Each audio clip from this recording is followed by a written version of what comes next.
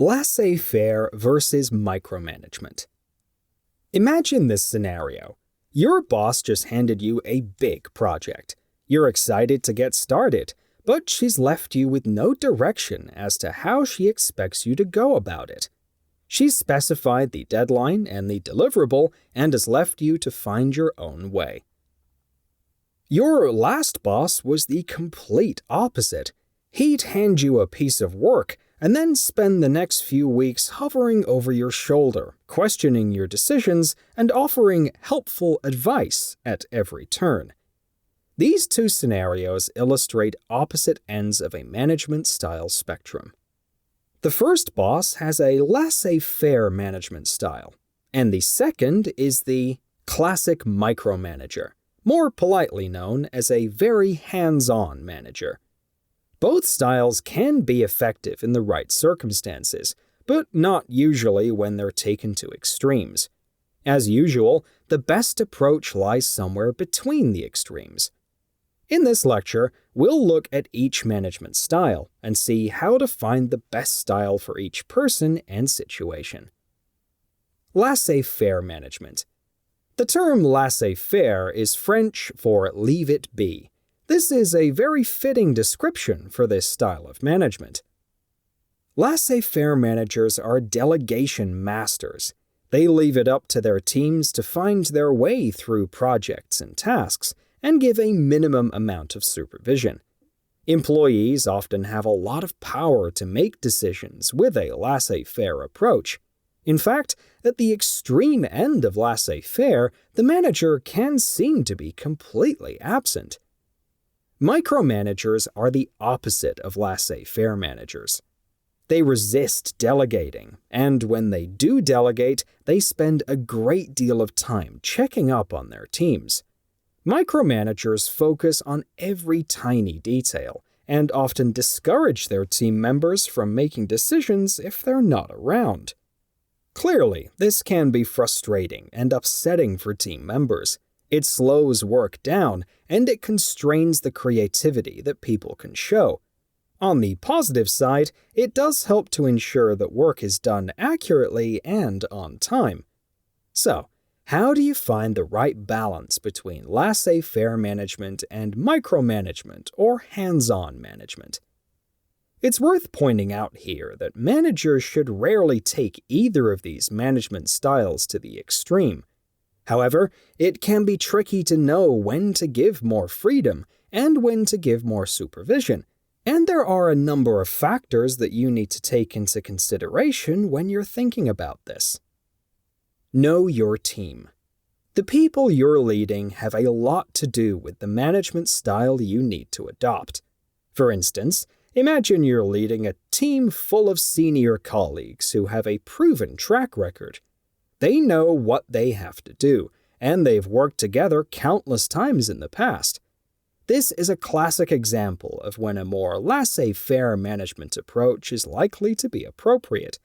You still need to be there to direct the group, but they don't want or need constant supervision. A micromanagement approach would certainly do more harm than good here. On the other hand, imagine you're leading a team of inexperienced colleagues. They're not sure of their direction or of what the company expects from them. This situation would call for a lot of management direction on your part. Understanding the people you're leading is, therefore, the first step in finding the balance between less management and more management. What's more, you may need to use different approaches with different members of your team. For example, you'll need to manage a new graduate in a totally different way from an experienced colleague. When thinking about the individuals within your team, you can use these guidelines to decide which style to lean towards.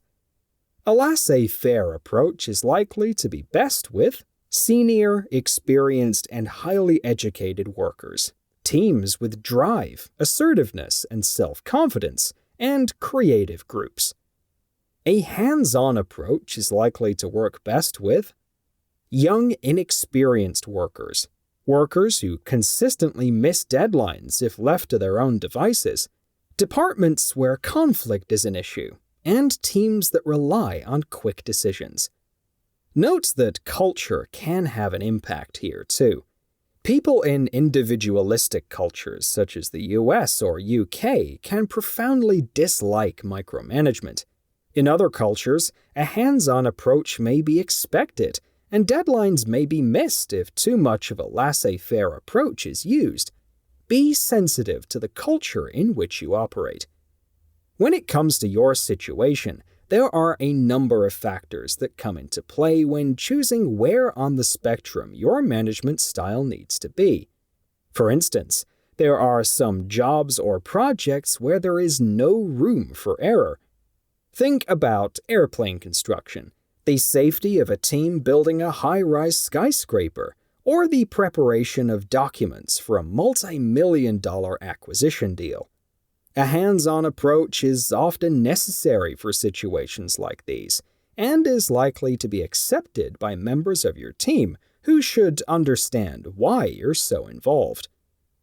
On the opposite end of the spectrum, imagine you're in charge of a department that depends on free thinking and creativity to accomplish goals. In this situation, a more laissez-faire approach is likely to work well, because your team members can't take creative risks with you hovering over their shoulders. When thinking about the situation you're in, you can use these guidelines to find the right balance. A laissez-faire approach is likely to be best when you're leading a creative department. You're a new leader and you need to build rapport with your team. Your department or project has flexible deadlines and self-defined goals. Or your people have proven themselves to deliver reliably and on time. A hands-on approach is likely to be best when the project or task calls for very specific instructions that might easily confuse your team. The situation is one where there is no room for error. Mistakes by your team will be costly for the company or will risk people's safety. Or you're in charge of a product or task where delivering high-quality outputs or meeting tight deadlines is the highest priority. In the midst of this balancing act, you'll also need to look at individuals' wants and needs. For example, one of your team members may want you to lay off and let him do his own thing. But if he can't get his work done and keeps missing deadlines, then he may need hands-on management. It's up to you to decide what a team member needs, perhaps at the expense of what they want. When working in a hands-on style, it's easy to be perceived as cold and impersonal.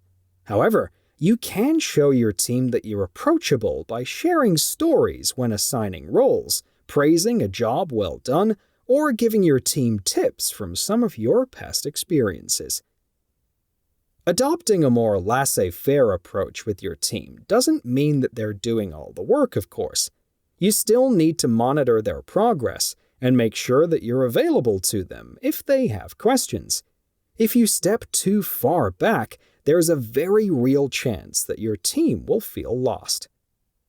Every leader has their own comfort zone. You might find yourself naturally drawn to a more laissez-faire style, and extremely uncomfortable with the thought of hands-on management. But leaning towards different styles in different situations is the mark of a good leader. You're giving your teams what they need, not what you want to give.